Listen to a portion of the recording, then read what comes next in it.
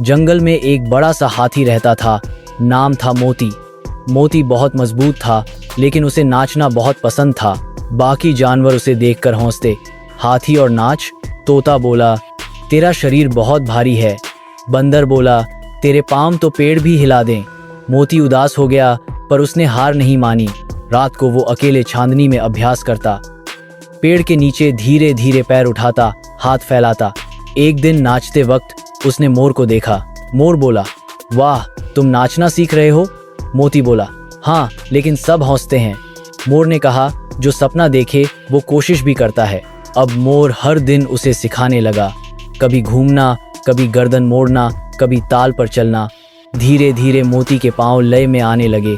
अब उसका शरीर भारी जरूर था, पर उसके भीतर हल्कापन आ गया था। हाथी अब मुस्कुरा कर नाचता था, बिना किसी डर के। कुछ बंदर अब भी हंसते, लेकिन कुछ रुककर देखने लगे। तोता अब चुप था, उसकी आंखों में हैरानी थी। एक दिन जंगल में नाच प्रतियोगिता हुई। हर जानवर हिस्सा ले सकता था।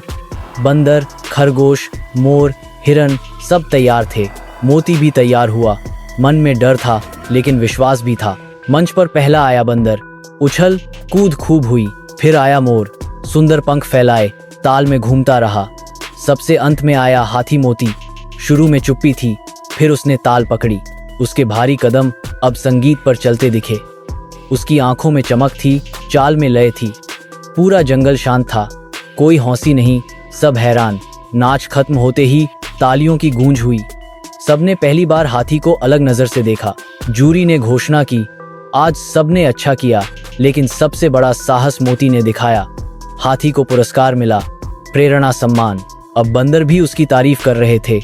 तोता बोला, माफ करना मोती, हमें तुम्हारी लगन समझ नहीं आई। मोती मुस्कराया, देर से सही, समझ तो आ गई। अब मोती छोटों को भी नाच सिखाता था।